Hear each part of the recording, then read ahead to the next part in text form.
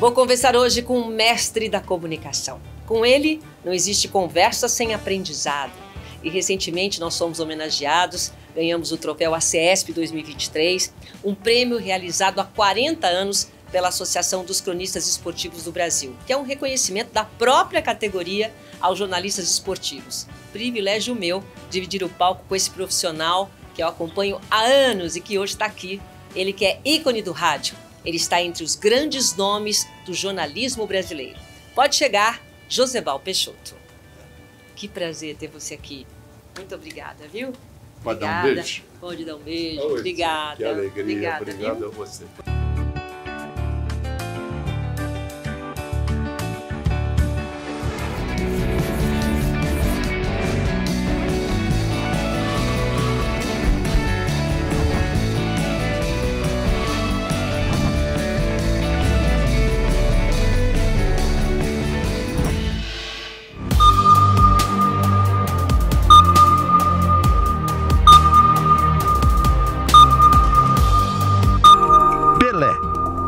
Queria chegar ao 1000º gol. Agora correu de paradinha, tirou!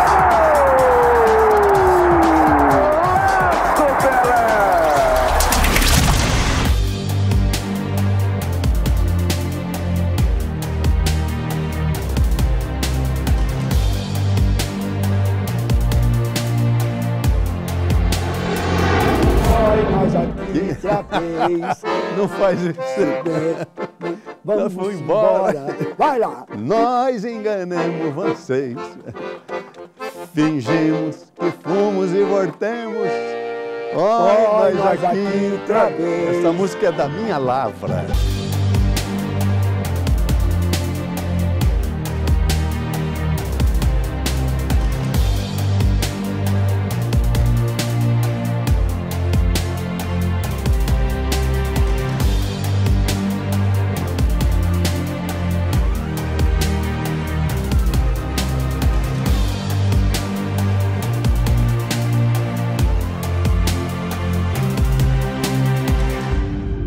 Hoje eu estou aqui para entrevistar você, Joseval.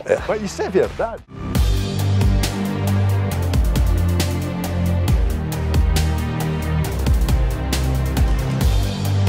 Gente, a minha carteirinha da CESP é de 1960.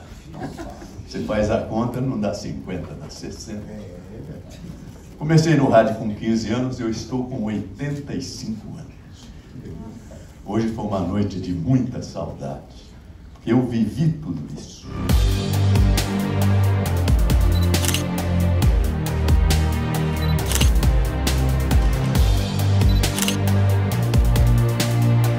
Tenho o privilégio de dirigir Silvia Vinhas, um super projeto, e esse menino aqui, que quando abre a câmera, não precisa ter diretor atrás.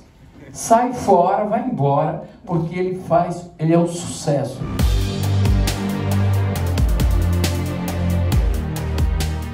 Me faz lembrar Procópio Ferreira no livro Deus lhe pague, de Juraci Camargo. Ele fez o prefácio. Falando sobre o artista, o que escreveu Procópio Ferreira?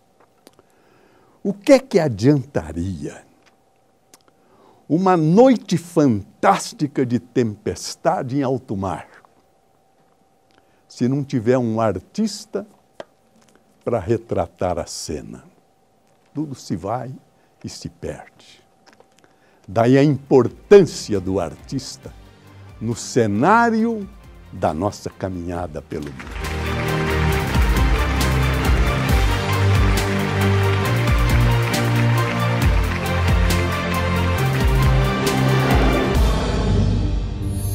Olha aqui, e eu coloquei para enfeitar a nossa entrevista um prêmio que, para mim, no meu caso, teve uma relevância absurda. Até as pessoas falaram assim, um prêmio tardio. Eu falei, tardio? Será que esse prêmio não veio exatamente quando deveria vir, que é um momento que você... até falei isso no discurso, você lembra, né? Quando você ganha um prêmio no início da carreira, aquilo é um incentivo. No auge da carreira, é tipo assim, você tá certo. Esse é o caminho. Agora, quando você chega e você é reconhecida no momento da sua carreira, que você acha que você já contribuiu, Certo. né? Já está Certo. feita a tua obra. E vem, assim, é um frescor, né? Receba a Silvia.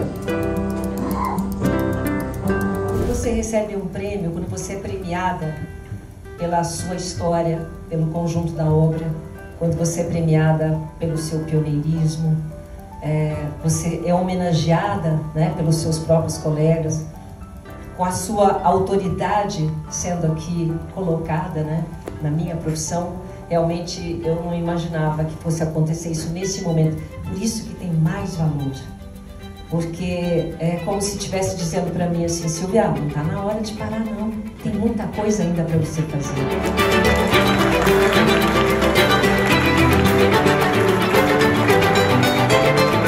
É aquela respirada que diz assim, ainda tem muita coisa para fazer, não está na hora de parar não. Você sente assim? Porque você já foi muito premiado. Foi verdade, o que você sentiu dessa homenagem? Foi muito bonita, porque na verdade eu tive 2 grandes momentos no jornalismo brasileiro. Eu fui primeiro locutor esportivo, que é onde eu me consagrei, mas depois eu fui para o Jornal Falado, não é? E essa época você foi premiado também? Fui. 4 roquetes, aquelas histórias da época. Roquete né? Pinto, é verdade. 4 roquetes. E em 80 eu parei de radiar para fazer o Jornal da Manhã, porque na época, porque começou na verdade em 66, na Copa da Inglaterra, eu fazia os 2. Aí o Tuta, que era o dono da rádio, falou, olha, porque aí eu estava com o Osmar Santos, era eu e ele, radiava sábado, eu domingo, depois trocava. Ele falou, eu preciso de alguém para comandar o Jornal da Manhã. Porque não existia na formação jornalística alguém com capacidade mesmo para você comentar, sei lá, uma decisão do Supremo Tribunal. E eu fui formado pela São Francisco em 65. Então o Fernando Vieira de Mello falou, eu preciso de você, não por você, pelo crédito que a tua faculdade lhe dá. E realmente a São Francisco é uma faculdade de reconhecimento internacional. Papai fez lá. Ah, é? Papai fez vendo? lá. Tá vendo? Fez direito lá. Então, né? Você vê. E é mesmo. Então eu abandonei a transmissão esportiva. Eu também sonhava montar meu escritório, porque eu sou formado em 65, turma João 23, e fui abandonar efetivamente a locução esportiva em 80, depois da Copa da Argentina. Então foi aí que eu comecei e fui me consagrar também, graças a Deus, no jornalismo brasileiro, exercendo uma função que na verdade não tinha, que é o âncora do Jornal da Manhã. A gente já vai falar sobre isso, porque eu sou sua fã há muito tempo. Há muito e tempo. Vice-versa. Há muito tempo. Mas eu queria que você falasse do prêmio, desse reconhecimento agora. Você está com 85. O que significa ser premiado, ser homenageado nesse momento da sua vida? É muito mais no campo da saudade. Porque aquela história passou, mas você ter o reconhecimento dos seus colegas. Até porque a equipe que está no ar agora, você não conhece praticamente. Porque todo o seu time já passou. Mas estava lá na premiação, estava o Mauro Betti, estava o Capriotti. Bom. Mas quem é tudo gente nova. Porque como nova? Só eu que fico velha? Gente nova, porque o meu tempo era outro. Era Pedro Luiz, Fiore Giliotti, Darcy Reis, Braga Júnior no Rio, era o Ivon Cury, o César, o Clóvis Filho. Mas, Genival, você, quando você fala de saudade, agora eu vou dar uma contestada aqui. Você está sendo premiado hoje. Certo. Esse é o seu tempo. Porque quando a gente fala o meu tempo, o teu tempo é agora, porque você está sendo valorizado hoje. Bom, isso sem não dúvida. É? Você vai para a minha galeria em destaque. Mas isso dá o quê? Quando você pensa puxa, eu já estou com 85 anos, esse troféu significa o quê? É apenas um reconhecimento ou te dá? No meu caso, me deu um vigor danado. Olha, tem um monte de coisa para fazer ainda que eu quero fazer, é isso mesmo. Ô, Silvia, eu vou falar uma coisa para você. Quando parei de ouvir as narrações esportivas de talvez seja uma das pouquíssimas coisas de que eu me arrependa na vida. É de ter parado de radiar futebol. Porque o jornalismo é só desgraça, Silvia. É violência, é corrupção, é bala perdida, é ônibus que tombou, matou 30. E futebol era só festa. Só festa, só alegria. Espetáculo, só viagem, conhecer o mundo. Te fazia bem narrar. E o trouxa aqui largou tudo isso para ir cuidar das desgraças, você imagina. Mas, na verdade, eu estava lendo a tua história, você largou porque você não queria ficar viajando muito. O esporte exige. Aliás, a gente estava lá e o Vanderlei Nogueira falou o seguinte, ele pegou o troféu, deixa eu pegar o troféu aqui até para mostrar. Ele pegou o troféu e falou assim, eu quero oferecer esse troféu à minha mulher que é viúva de marido vivo. Lembra que ele falou? É verdade. Então eu fico imaginando você... Sei lá, você não queria ficar... Olha como você ter uma ideia, não é só marido ficava viajando. É pai vivo. Então, porque você não acompanhou. Todas as festas, eu tenho 3 filhos, todas as festas de aniversário dos meus filhos, como todos os filhos, são no sábado. No sábado eu estava no mundo. Então. Eu não estou em nenhuma festa dos aniversários dos meus filhos. E mesmo você tendo saído do jornalismo esportivo. Então foi uma decisão. Foi. Uma decisão foi entre eu, Fernando Vieira de Mello e o Tuto. Eu quero ficar, não quero mais viajar. Eu quero ficar perto da minha família. Não, é porque eu queria montar meu escritório de advocacia. Eu era formado em Direito, como eu te falei, pela São Francisco. Eu tinha o sonho de montar meu escritório. E como locutor esportivo não dava. Você sai com a seleção brasileira, você fica 40 dias fora. 40 dias. Então não ficava, e não tinha internet. Hoje você pega o telefone e você pega e faz uma live ali, pronto. Hoje não, você ficava 40 dias sentando. Isso. Ainda era do tempo de você pedir uma ligação de manhã e saía só à noite? Isso aí. Falar com a minha mãe, você pedia a ligação 00:01, ia dormir, voltava e começava a cobrar. Aí, ligação para Araponga, lembra da minha mão? Às 3 horas da tarde, você escutava alguém falar Sorocaba, a mulher falava isso mesmo. Sorocaba, me dá Avaré. Aí, Avaré, me dá Ourinhos. E eu emendando. A gente escutava, né? Nossa, e é um tempo tão recente. É um passado, gente, é um passado tão recente que a gente está falando. Não foi no século passado, foi ontem. Não é? Essa tecnologia... eu não ia falar isso agora, eu ia tocar em outro assunto, mas já que a gente está falando, esse pulo que deu, nós estamos falando de um tempo em que no telefone a gente pedia uma chamada de manhã e só recebia a chamada à noite, e hoje a tecnologia tá assim, muda cada dia. Hoje, você acompanhou bem essas mudanças? Eu acompanhei quando surgiu a notícia, porque veja bem, o que era uma narração esportiva, Silvio. Você saía em 13 emissoras brasileiras, você ia ao estádio marcar sua posição, você ia no aeroporto marcar sua passagem. Quando você chegava no estádio, você recebia uma ordem em inglês para iniciar. Você iniciava a transmissão, conta até 10 e manda. Tá, 10, boa tarde, ouvinte, ia na narração. Todos nós, narradores, íamos para o hotel esperar um telegrama para saber se a narração saiu. Olha! Você não sabia se tinha ido para o ar. Você fazia a narração e não sabia se tinha ido para o ar. Não sabia. Você ia para o hotel para receber um telegrama. Ok, foi para o ar. Foi isso? Tudo bem, parabéns e tal. Aí você ia encher a cara, né? Nossa, quer dizer, foi um pulo muito grande. Foi muito grande. Mas você foi se adaptando a essa tecnologia? Fui, né? Quando começou, que você tinha um retorno, o chamado delay, era difícil para nós. Porque eu estou falando agora, foi quando eu estou falando agora que você ouviu o nosso. Então, na verdade, para você aprender a narrar, ouvindo você mesmo, tendo já feito ter dito aquela palavra há 10, 15 segundos, foi difícil. Até você aprender. Pô, e hoje, como eu te falei, quando surgiu a notícia de que haveria no telefone moderno uma câmera, eu falei, isso não existe. Porque as câmeras eram aqueles monstros que tinham na televisão, que vinha para a tua cara, você sentia a sua cara crescer na televisão. Pô, hoje eu falo com a minha filha nos Estados Unidos, eu vendo ela, a casa dela, ela me vendo. É maravilhoso. É maravilhoso. É maravilhoso. E de graça. Não custa nada. Impressionante. Pô. Então, mas em relação ao jornalismo, né, que você também teve essa trajetória aí.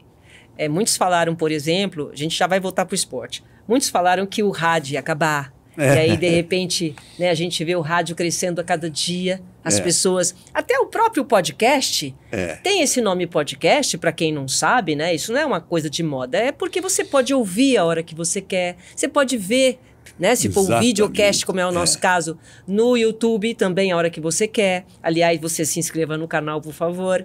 E aí, você tem uma tecnologia e uma forma que também chegou no rádio. Exatamente. Você pegou isso, né? Isso. Quando a televisão surgiu, ela levou todos os grandes artistas do rádio para a televisão. Então o rádio se esvaziou.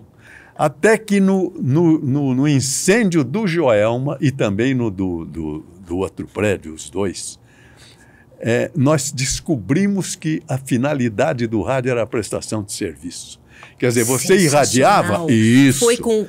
Foi no momento do incêndio do Joelma? Foi do Joelma e do Andraus. Edifício Andraus. E junto também uma tempestade que deu em São Paulo, que impediu os estudantes da FUVEST de chegar no portão que fechava ao meio-dia. Tá. Nós fomos ao governador, com o repórter de Palácio, para pedir para ele adiar o fechamento do portão, porque os estudantes não iam chegar a tempo.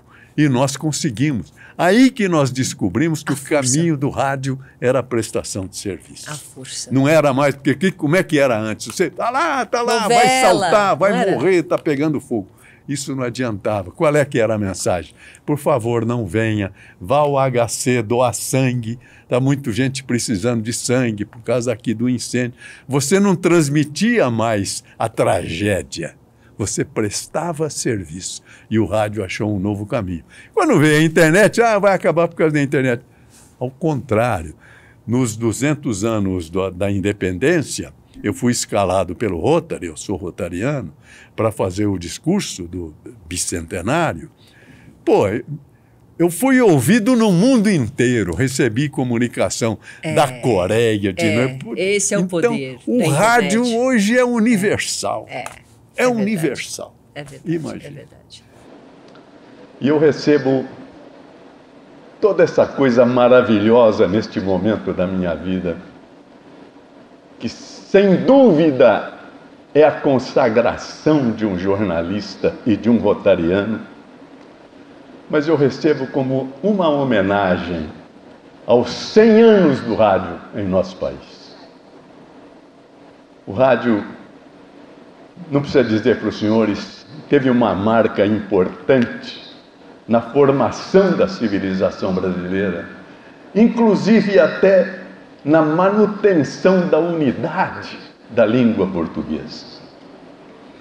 Porque há 100 anos ele começou a falar português para um país continental. É bonito isso, né? É um negócio fantástico. E em relação ao fato de que, por exemplo, nós estamos falando de tecnologia, mas veja bem, a gente acha que todo mundo tem internet. Nossa realidade não é essa. O Brasil não tem internet em todos os lugares. Ainda não. Não tem. Então você imagina lá um ribeirinha ou alguém no meio de algum lugar que não pega nada. Ele tem ainda o radinho de pilha. É o único meio de comunicação que atinge a todos, democrático. Se tiver uma pilhazinha, você vai lá e você escuta o jogo, você escuta o José Balga, não é assim? É verdade. Isso não tem preço. Não tem preço. Não é? Não, eu vou te dizer mais. O Dr. Paulo de Carvalho, ele falava que eu tenho uma rádio de 100 watts que estoura no Brasil inteiro. Hoje tem 50 mil, 100 mil watts e não pega na Paulista. É um negócio incrível. Né? Tem um truque aí que eu não sei. Mas alguns discursos que eu fiz, como eu faço agora agora eu dou palestra, né, para estudantes e tal. Que eu falo que a nacionalidade brasileira está em formação. Porque as nações são... Falei isso no meu discurso. É nação, é Japão, o cara é japonês, é alemão, é Tchecoslováquia, não sei o quê. Aí nós vamos para o esporte. Podemos entrar já no esporte e falar da seleção brasileira? Não, mas antes vamos fazer o seguinte, então, já que nós vamos para o esporte. Sei. Não existe nada mais marcante do que a narração do milésimo gol do Pelé. Milésimo gol do Pelé foi um. Ninguém vai mudar isso. É assim um tesouro. É um tesouro que nós temos e que você foi o privilegiado. Privilegiado. Vamos ouvir juntos, então. Vamos lá. A minha bola vai penetrando, Pelé, atenção, foi lançado, dominou, derrubado! Os que sabem, agora correu de paradinha,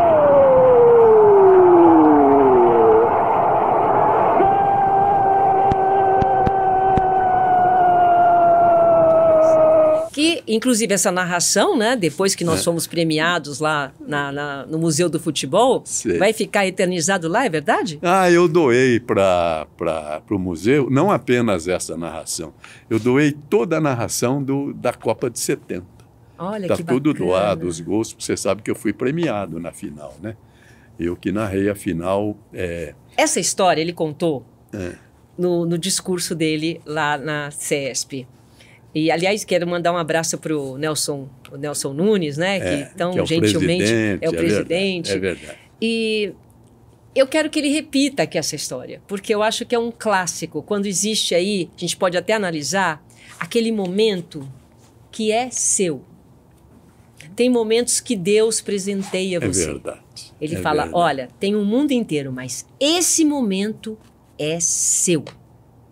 Pode falar. Foi verdade. Na época, 1970, não havia internet. E só havia para o Brasil um canal físico que a gente transmitia por um canal telefônico físico. As transmissões eram 3 emissoras. Nem 70, México é colado aos Estados Unidos. Estados Unidos usava os canais para negociar com o mundo. E não ia dar para o Brasil irradiar futebol. Então deu um canal. Então, uma linha telefônica. Uma linha telefônica. Então, eu te falei, os locutores esportivos, nós somos verdadeiros irmãos, porque a gente viaja junto pelo mundo, sofre os atrasos de avião, vão para o mesmo hotel, vão esperar o telegrama e vão para o mesmo restaurante à noite para festejar. A gente era realmente irmão. O Pedro Luiz, que era o nosso mestre, foi meu padrinho de casamento. O Fiore formamos dupla na Bandeirantes, né, que eu te falei lá que ele me chamava de Josefa, aquele jeitão dele. Reunimos os 3 e falamos, como é que nós vamos fazer? Com a final. Com a final. Não, o Pedro falou, durante a Copa, um radia primeiro tempo, outro segundo, outro abre e fecha. Na final, se o Brasil for para a final, então fomos ao Dr. Paulo Machado de Carvalho para fazer o sorteio. Que eram 3 grandes monstros. 3 monstros. Nossa. Então o Pedro Luiz, o Fiore e eu, cada um com a sua equipe, na mesma transmissão. O doutor Paulo propôs, um irradia 30 minutos, o outro pega 15 e o outro irradia os 30 minutos finais, que era o filé. Claro. Porque se você está com o Brasil numa final, o Brasil era bicampeão, a Alemanha também era e o Uruguai também era. E era Brasil e Itália. Se a Itália ganha, ia ficar com o troféu. Tá. O Brasil ganhou, ficou com a taça Gilles Rimet. E no sorteio, eu ganhei os 30 minutos finais e recebi o jogo 1-1. Quem irradiou os 3 gols do 4-1 fui eu e só eu, Silvia. E ninguém podia interferir. Não podia interferir, que eu estava com o Pedro do meu lado direito, o Fiore do lado esquerdo. O Fiore já tinha irradiado os 30 minutos dele, o Pedro também. E eu que irradiei os 30. Aí eu doei os gols, a narração, para o Museu do Futebol. Primeiro o italiano vai descendo, pinta mais vez. Olha o passeio de Clodoaldo. Outra pinta de Clodo. Entrega para Rivelino. Domina o astro no parque. Levanta a bola para Jair pela esquerda. Atenção, desceu Jair. Bateu a Paquete. Rolou para Pelé. Atenção, Pelé para Carlos Alberto. Livra a bomba para o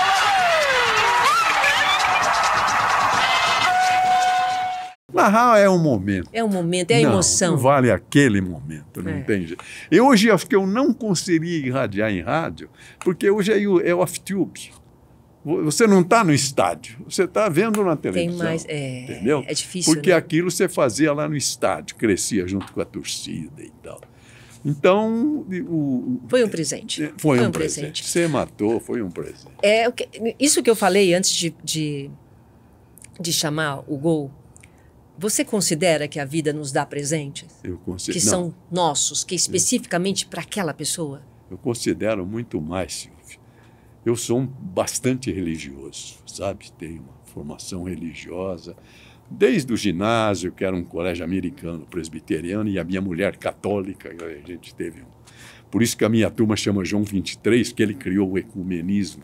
Eu acho que eu tenho um débito com o homem lá em cima pesadíssimo. Ele me carregou a vida toda. A vida toda, tudo que eu consegui, Silvia, caiu no meu colo. Então, é um débito muito grande. Se eu pudesse narrar aqui para você, você ia ver que ia cansar de presentes que eu ganhei na minha carreira. Foi tudo acontecendo. Você não precisou buscar as oportunidades? Não, eu era um locutor do interior de Presidente Prudente. Eu fui contratado pelo Edson Leite, que foi a Prudente narrar final, que era Bragantino e Corintinha.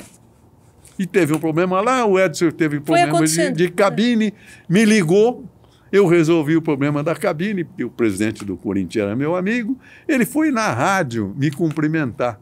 E ali, falando com ele, ele falou, você é o locutor esportivo? Você tem uma gravação? Tem. Então chamou o técnico, roda aí para ele. Ele falou, está contratado, pode ir para São Paulo. Pô, Silvio, era tudo muito do improviso, não né? Era? Poxa não tinha vida. treino. Não. Porque hoje você olha na internet, tudo tem que treinar, aprender, tem coach disso, coach daquilo, Isso. não é? Antigamente, parece que as coisas iam acontecendo e a gente ia sendo forjado com o improviso, é isso? E você, como você falou, você matou. As coisas vão acontecendo na vida da gente. Né? Não adianta você projetar a vida. Planejar. Não adianta. Não adianta planejamento. Acontecer. Hoje só se fala nisso. Silvia, antes disso, com 17, 18 anos, eu já narrava na Rádio Presidente Prudente, a minha mãe ficou doente no Paraná. E ela estava sozinha, eu fui para lá para ficar com a minha mãe. Fui bater as caras em Londrina, onde eu trabalhei 4 meses. De repente, já namorava. A minha esposa, que estamos juntos, ela tem 80, eu tenho 85. Ela não tinha 15, eu não tinha 18. E eu em Londrina, aquela saudade, que eu nem sei se hoje existe nos namoros, que hoje as pessoas estão ficando e mudam, né? Olha que coisa mais forte. Não é verdade? Será que hoje existe saudade nos namoros? Você não acredita, pô. Eu falei sobre a minha predileção por sonetos, relembrando um que eu mesmo escrevi, em que falava sobre o quartinho de madeira em que vivia na casa de minha tia. Eu moro neste quarto entre 4 paredes, onde vivo a sonhar, onde contemplo a vida. Este teto, esta luz, esta porta que vedes, é a entrada final da etapa vencida. Neste quarto sombrio, por meses e meses, contemplei este céu que dorme na janela. E olhando as estrelas, Senhor, quantas vezes eu não pensei morar à luz dos olhos dela. Quando eu partir então, meu quarto companheiro, será teu o soneto que eu fizer primeiro e a poesia de amor mais linda que eu fizer. Aí me ligou, tinha 2 rádios, me ligou o Wilson, da PR5, a outra rádio, para me contratar de volta para o Prudente. Pô, aceitei na hora e tal, né? Falamos solar, e falei, eu vou falar com a minha mãe. A minha mãe saiu com os cachorros. Você quer me abandonar, quer ir atrás da namorada, aquelas histórias. Ela está falando isso. Passou na janela de casa o Adelmo Vanali da outra rádio. Falei, você está falando isso? Aquele loiro que está passando ali é da outra rádio, está vindo me contratar. E foi, Silvia.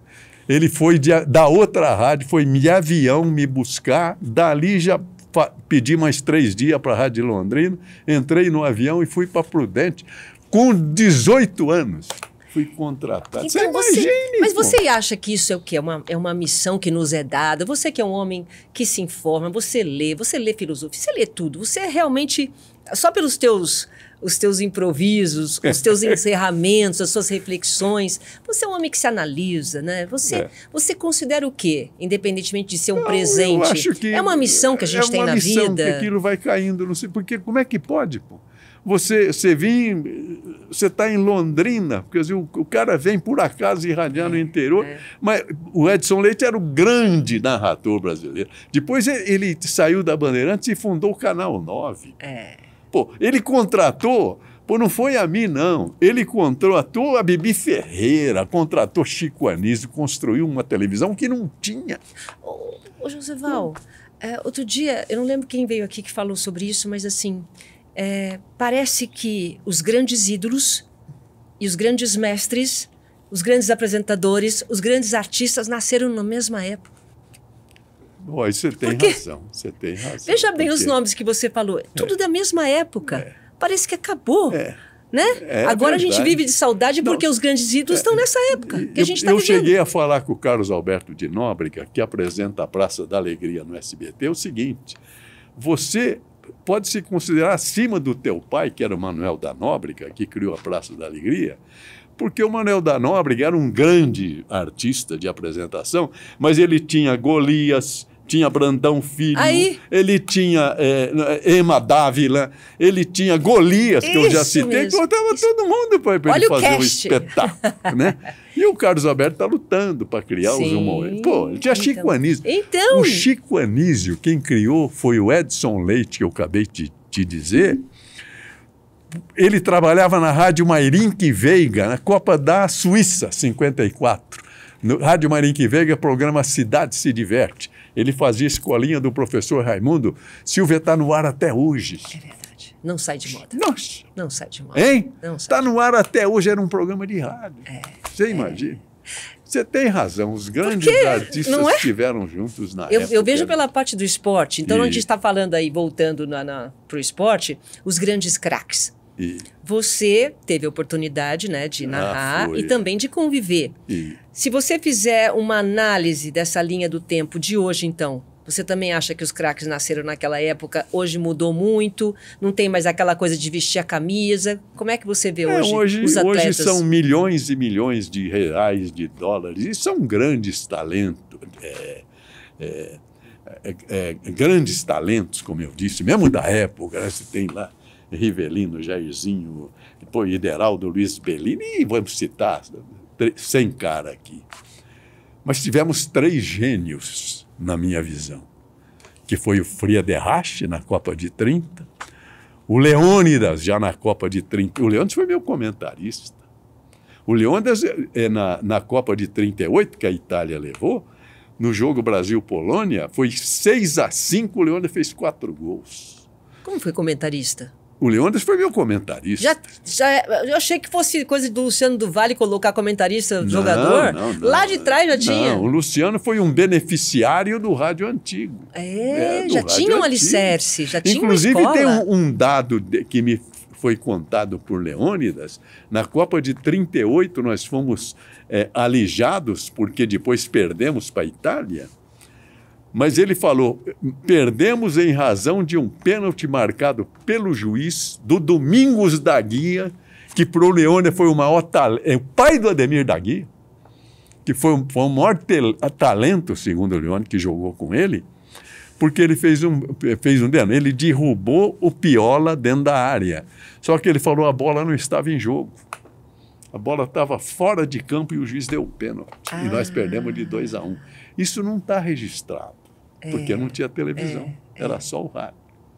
Então, é um espetáculo. Você acha que hoje, mas essa coisa de vestir a camisa, existe ou não? Existe, mas como profissionalismo. O cara luta pelo nome, pelo prestígio, né, pelo espetáculo. Mas aquele amor à camisa que o jogador... Pô, eu sou torcedor do Botafogo. Você fala, mas do Botafogo, sim. O Botafogo tinha Garrincha, tinha Newton Santos, tinha Didi, tinha Quarentinha. O nome do estádio hoje é Newton Santos. Você imagina? Do Botafogo, que era o maior time da época, né? Isso que eu estou te falando é a Copa da Suíça, 1954, você vê. Nossa, tudo tão vivo, está atualmente vivo, não tá? E às vezes eu brinco e falo, naquele tempo disse o Senhor a Moisés.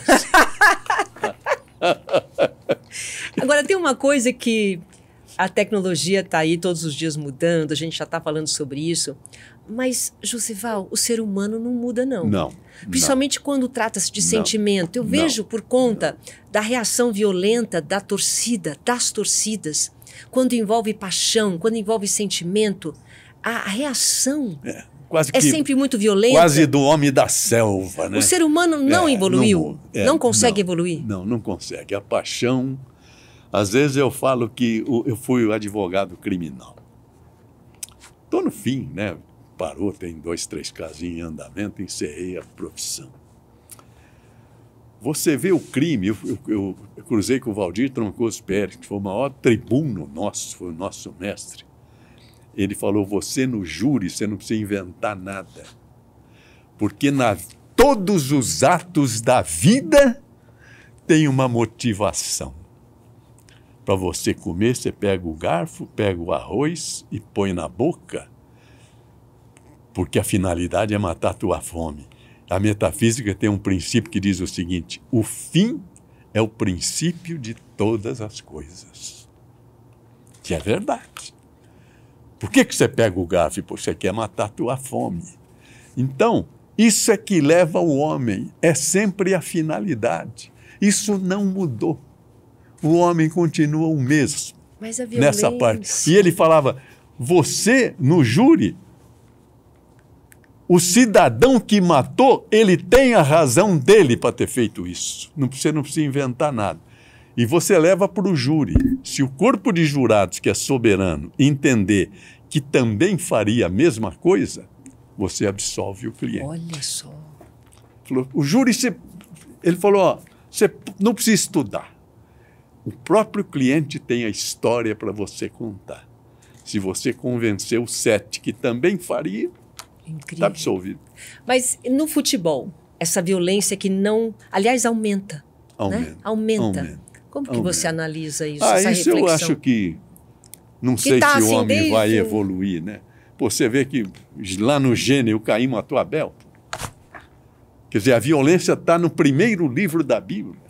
Então, já está na essência. São quantos milhares de anos tem essa história? E não evolui. Não evolui. Não evolui, não adianta. Tem que separar a torcida. É a paixão. Não adianta. Não adianta. Não tem jeito. É religião, é futebol. Tem a que a gente tentar... talvez a educação leve a aprimorar espiritualmente o ser humano. De que forma? Eu fico pensando, os romanos diziam in medio virtus, a virtude está no meio. Então não adianta você ir para lá, nem para cá. Você pega os grandes escritores que você tem no mundo, o autor dos Miseráveis, por exemplo, ele diz num livro chamado O Homem que Ri, falou, a maior virtude do ser humano é ser razoável. Então é deixar de lado essa paixão. Mas só com o tempo você pode melhorar um pouquinho. Maturidade. Mas a estrutura do ser humano será sempre a mesma. O Hobbes dizia que o ser humano nasce mal e continua mal. A gente tem que se aprimorar para tentar não ser tão mal. Para ir moldando o caráter. Moldando o caráter. É uma criação. Por que você não tira a roupa no meio da rua? Por causa da cultura. Porque é feio. Mas você nasceu pelado. Então é isso aí. Tem grandes reflexões aqui.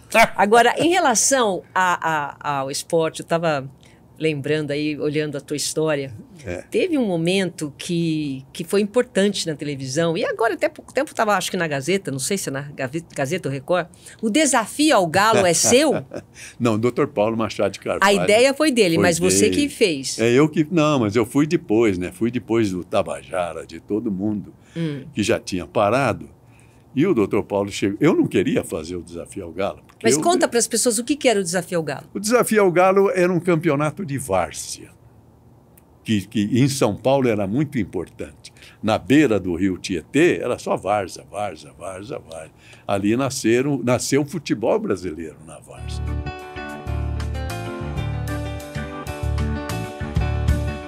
O Desafio ao Galo não parou. Fez uma pausa. Uma pausa para a reconstrução do programa, porque a várzea merece. É a grande vitrine da várzea, é o programa Desafio ao Galo.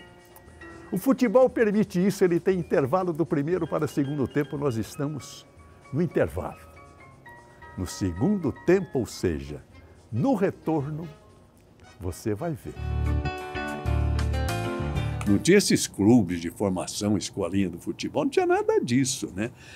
E a várzea tinha Botafogo de Guaianazes, Estrela da Saúde, e vai para o Iafora, o Sereno, um monte de time. E o Dr. Paulo deixou 2 horas da televisão, Record, que era líder de audiência, para falar de várzea. E quando o Nelson Arruda, que era o diretor, me chamou, eu falei, não, Nelson, eu já parei profissionalismo e tudo. Só que o filho da mãe foi falar com o Dr. Paulo Machado de Carvalho. E aí o velho Marechal veio falar comigo. Eu quero que você faça o Desafio ao Galo. A gente não podia recusar nada ao Dr. Paulo Machado de Carvalho. Como aqui você não pode recusar nada para o Hélio Cílio? Não dá. Não consegue. Não consegue. Começa que não consegue. E eu não podia negar nada para o Dr. Paulo de Carvalho por uma história da Revolução, que eu deixo de lado, que ele que me sustentou a guerra. Desafio ao Galo. Foram as maiores narrações da minha vida. No Desafio ao Galo. Porque o Desafio ao Galo o que era? O time que estava ganhando só podia sair do programa se fosse vencido. Se empatasse, ele continuava. Então, tinha jogo assim, tinha um jogo final que o Galo estava para ser derrubado. Estava 1-0. O Galo era Galo. quem? É o vencedor. O vencedor, o tempo todo era o Galo. Ele era o Galo. Tá. Ele era o Galo da vaga, ganhava todo mundo. Aí, ele estava perdendo de 1-0 e o goleiro dele faz um pênalti e o juiz marcou. Então, o time adversário, se ele chuta, se o time que estava vencendo chuta fora, ele seria o próximo Galo, porque estava 1-0 para ele. Sabe o que aconteceu, Silvio? Ele chutou, bateu na trave, já era o final, 45 do segundo tempo. A bola veio para o meio de campo, não tinha nem goleiro. O outro pegou, foi lá e empatou. Olha. Se ele chutasse fora, ele teria derrubado o Galo. Então isso era o Galo. Tinha a sua própria torcida. Eu brincava, né? Quando o goleiro, o jogador fazia uma grande jogada, eu falava, vocês viram eu sou o fulano lá do Botafogo de Guaianazes. Eu se fiz por mim mesmo. Eu brincava porque era várzea, né? Uhum. Ou então, quando ele errava, às vezes, gol livre, zagueiro caído, goleiro caído, ele pegava e chutava para cima. Eu falava, já tentou corte e costura? Ficavam loucos.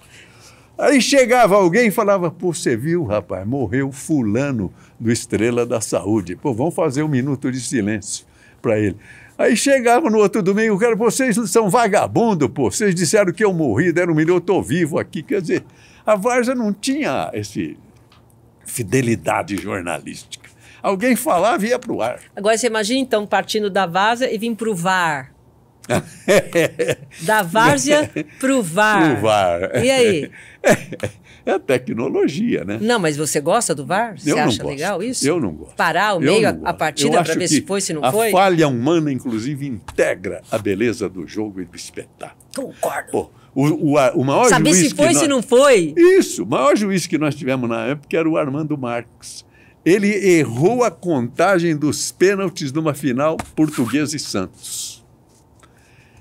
E ele deu, quando estava à frente a Portuguesa, mas faltava um pênalti para o Santos chutar. E ele encerrou antes a Portuguesa, que era dirigida pelo 71, que era um malandrão, né, o João Avelino, pegou, tirou o time de campo e foi para o vestiário. Encerrou o jogo. Portuguesa foi campeão, tiveram que dividir o título, Portuguesa e Santos. Por um erro do juiz. Mas isso fazia parte. Fazia parte da história. A gente ficar lá discutindo se foi, se não foi pênalti, não é? Exatamente, fazia parte. Foi roubado, não foi roubado. Agora, o VAR, às vezes o VAR erra, porque é um homem que não está lá no presente e tudo, e ele dá uma ideia que você não concorda. Tanto que hoje no impedimento até dá para marcar. Até aparece aquela linha, o cara na frente. Mas quantas vezes, ainda ontem eu estava assistindo, deram um pênalti lá, uma falta com cartão vermelho, que foi numa bicicleta que a menina deu, que você está de costa para o gol, e a chuteira atingiu o rosto da zagueira. Mas não houve a intenção. E ele deu o cartão amarelo. Isso é uma interpretação que tem que ser. Então, aproveitando que você está falando, você falou de mulher, eu fiz uma pergunta aqui para o Silvio Luiz. Você gosta de mulher narrando? Com sinceridade? Sim. Não. que gerou um grande debate. Eu quero saber Silvio sua Luiz. opinião. Como é que você vê a narração feminina, as mulheres agora no futebol, cada vez mais a Não, presença eu tô da mulher impressionado. no jornalismo esportivo? Estou impressionado, sinceramente estou impressionado, porque a mulher está... Olha, eu até falo isso às vezes. A televisão está chamando a mulher para vir para os partidos políticos, todos esses. Talvez esteja aí a solução do Brasil. Porque o país está numa situação dramática, porque o homem não conseguiu extirpar da República a corrupção. É um negócio espetacular de tragédia. E a mulher agora está assumindo a narração esportiva com categoria, Silvio. Com informação. Com informação. Né? Você vê as análises, inclusive no campo tático. Não, porque tirou este, porque está não sei o que, era o 4-2-4, agora é o 4-3-3. Eu estou fascinado, porque quando eu estava, chegou a Rádio Mulher, chegou a irradiar, mas não tinha essa visão espetacular do conhecimento das regras do jogo e da formação tática dos times. Que tinha lá até. A mulher tem hoje. A Regiane Ritter, que a gente encontrou, que era dessa época, né? Que é a dona que dá nome ao prêmio. Aliás, veja bem, um prêmio que tinha mais de 30 pessoas, lá era tudo homem, hein? Tava eu e a Regiane lá. E ela foi a primeira mulher a entrar no vestiário depois do jogo com os homens pelados. Ela foi lá e entrou. E, e o mais legal que ela contou é que continuaram pelados. Quer dizer, ela entrava no vestiário, eles, é uma mulher entrando, vai lá e não subia a toalha, não. Ficava peladão mesmo, né? Isso aí. Imagina. Mas em relação a esse mundo... Palmeirense, então... Ela deve estar feliz. Palmeirense campeão, né? Palmeirense. E o Santos, cair, o que você achou? É do drama da vida, né? Você imagine o Santos cair. Dá para imaginar isso? Não dá para imaginar. Será que o Pelé, se estivesse vivo, imaginaria isso? Não dá para imaginar. Ô Silvio, eu vou te dar um exemplo aqui. Eu te falei que eu sou de Presidente Prudente. A primeira vez que o Santos foi imprudente no tempo do Pelé, aconteceu, eu estava lá narrando, aconteceu um fato inusitado. A torcida da cidade torcia contra o próprio time para ver o Pelé fazer um gol. Eu nunca vi isso na vida. Nossa! Torcendo contra a Prudentina para ver o Pelé fazer um gol contra o time dele. Que fantástico! Fantástico. O Pelé é fora de série. É um dos gênios que eu te falei. É o Pelé, sem dúvida. Ele com certeza estaria triste com a queda do Santos. Sem dúvida. Mas sem dúvida. Esses tropeços, você nunca teve na sua vida esse... andar para trás um pouquinho, um passo atrás? Pelo jeito não, foi tudo para frente. Eu te falei que eu tenho um débito grande lá, foi sempre para frente, graças a Deus. Quer dizer, o único arrependimento seu foi ter parado com a locução. De futebol. A maior alegria, você consegue lembrar? Eu tive muitas, né? Muitas. Pô, ganhei, te falei, 4 Roquete Pinto. Pô. Isso era uma alegria ganhar? Nossa, o Roquete Pinto era o Oscar do rádio e da televisão. Sempre foi um reconhecimento, Sempre foi um reconhecimento. Pô, e ganhei troféu de prata, bola de ouro, aqueles negócios tudo. A minha galeria agora vai aqui. Nosso prêmio da CESP. E você sabe que a gente estava no camarim conversando antes de começar a gravar, e eu contei para o Joseval que eu ficava esperando as reflexões dele, né, no programa da manhã, e isso me fez, assim, eu fiquei muito surpresa de saber que ele não escrevia nada, que aquilo era um improviso. Toda essa sua reflexão que você faz é sempre improviso? Virgílio chegou a criar a sua lápide, Mantua me genuit.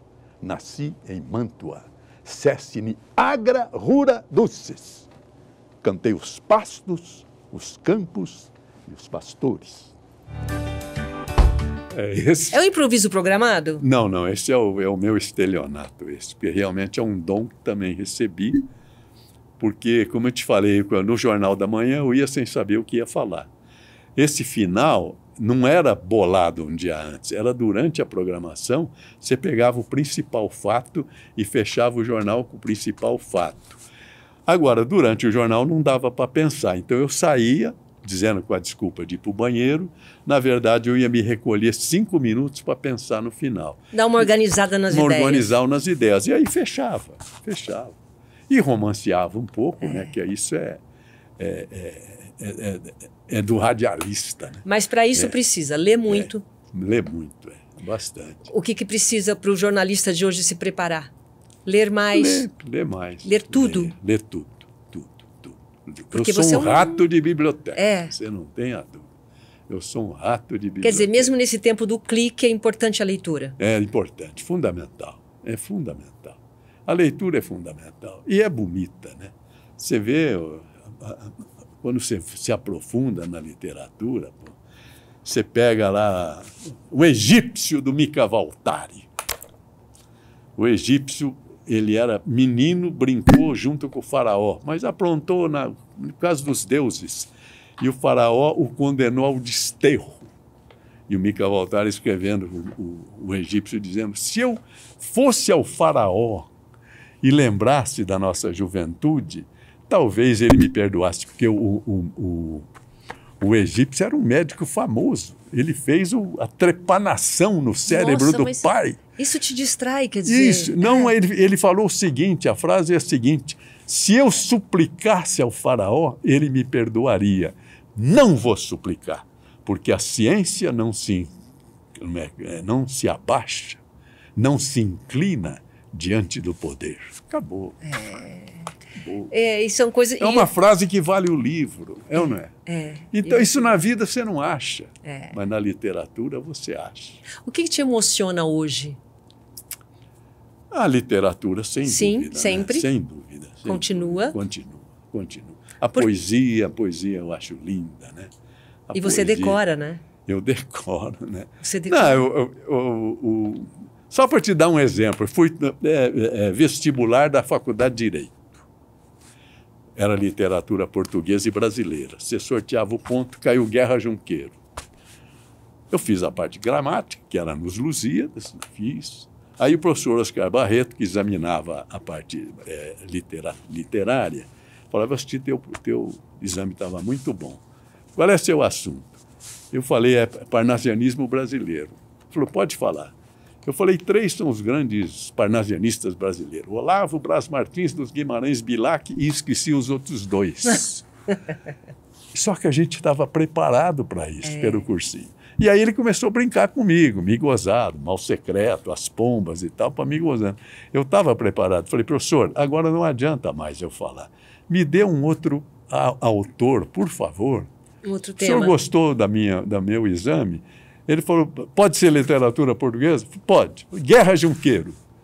Falei, vou declamar para o senhor a abertura da velhice do Padre Eterno.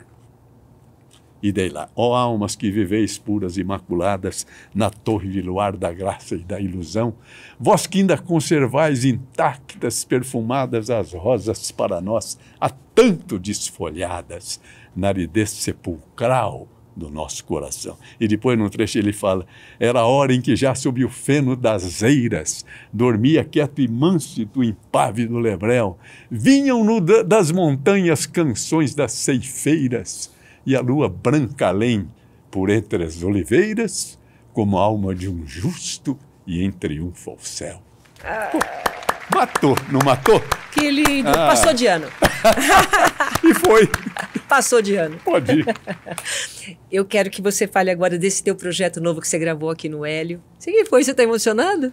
Tô vendo. Você se emocionou?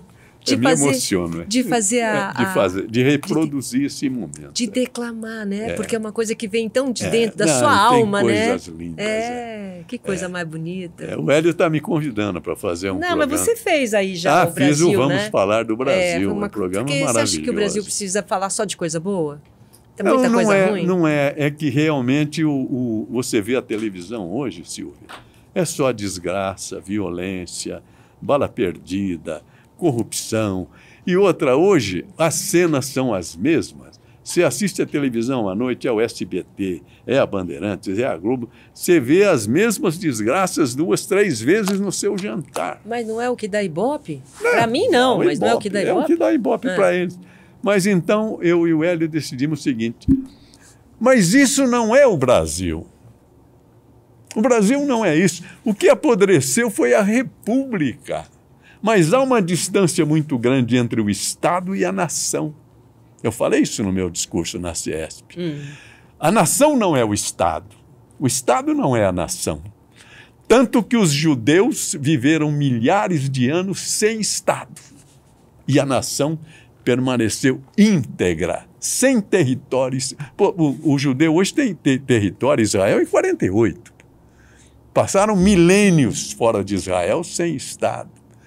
Porque a nação somos nós, são nossos industriais, nossos poetas, são nossos artistas, nossos empresários, o agronegócio, que hoje tomou conta do Brasil. Isto é a nação.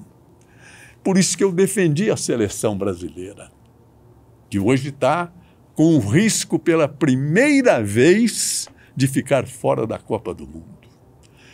Pô, nós estamos em 6º lugar na classificação e só tem 4 vagas. Tem uma na repescagem, mas seria uma vergonha o Brasil ir para a Copa na repescagem. Mas eu quero lembrar o que foi a seleção brasileira na Copa de 58, que nós perdemos 30, 34, 38, 50 e 54.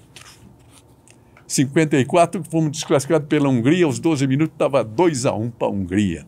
E o Nelson Rodrigues criou a ideia do complexo de cachorro vira-lata, dizendo que o brasileiro, em razão da miscigenação, veja bem, ele, nos grandes momentos, ele fracassa, como que restaurando a ideia da raça pura, aquele negócio.